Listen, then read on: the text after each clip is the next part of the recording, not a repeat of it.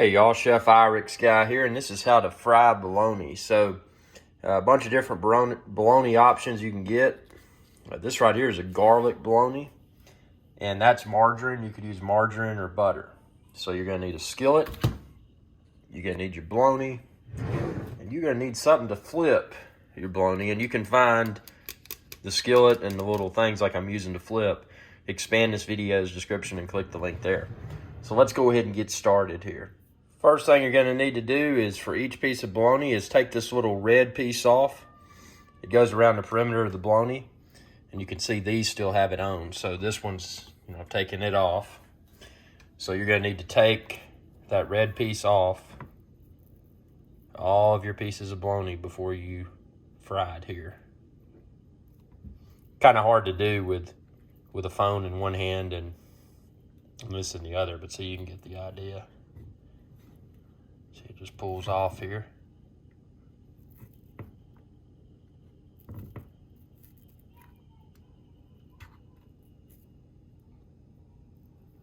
Typically, you'd use two hands to do that. But yeah, take that off of each piece. Now what you want to do is cut a notch in each piece of bologna, and you don't want to do this on your skillet because you could potentially damage your skillet. So just put it on a plate or a cutting board and just cut a little notch in each piece of bologna. This is an important step because if you don't do this, it won't cook exactly right. So cut a notch in each piece. Now what you want to do is heat up your skillet. Heat it up to a just right around a medium temperature, probably right around there on this particular stove. And let your butter or your margarine melt. Again, you could have used butter. You could have used margarine like I am, and just kind of, as this heats up, just coat your skillet real thoroughly with it.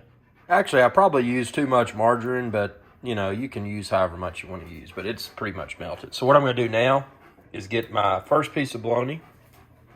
I'm going to position it in there, and you can see it's got that notch in it. And my second piece, if you got a bigger skillet, you can do more, but I don't have a big skillet, man. Well, I do. I didn't bring it out for this video. These tongs that I'm using are super important because you don't want something that's going to scratch your skillet. So now basically what we're going to do is we're just going to monitor this. And we're going to flip it several times, and the degree of doneness is a matter of personal preference. So we're just going to go ahead and let this cook for a little bit. Again, this is a skill set that you'll have to learn, but it's actually pretty easy. So let's go ahead and fast forward here in just a second. 1, 2, 3. See, now it's really starting to fry.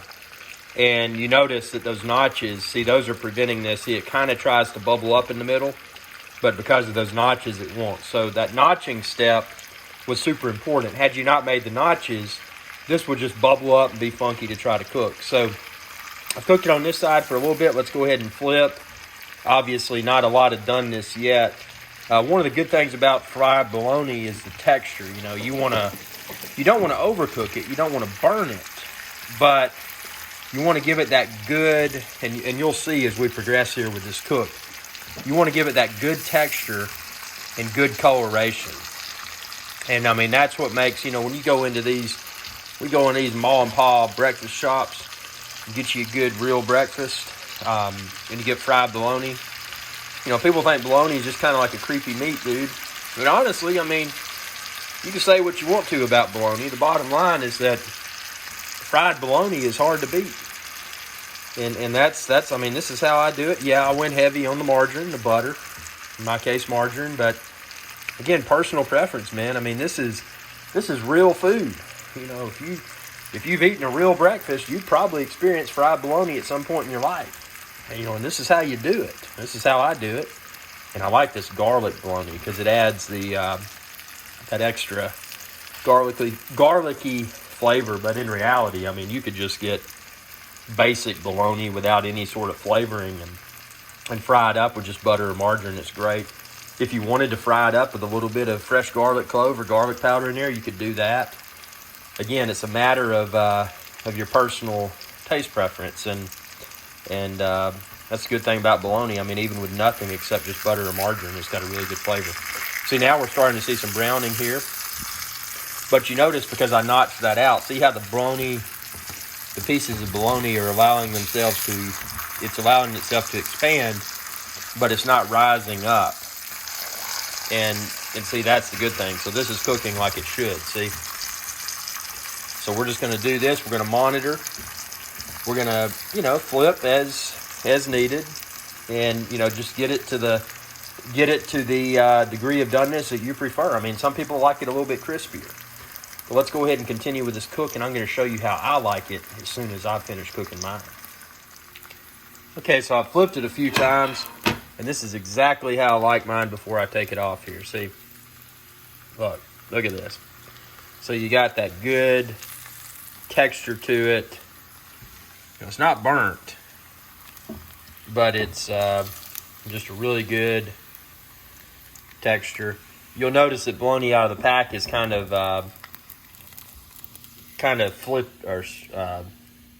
flimsy, I guess you would say. This is more firmed up, see? So that is exactly how I cook my fried bologna. Now again, experiment with experiment with your guest and everything, and see how they like it. Because some people may like it a little bit more crispy. Some people may like it less crispy. It's a matter of personal preference. Again, expand this video's description and click the link there.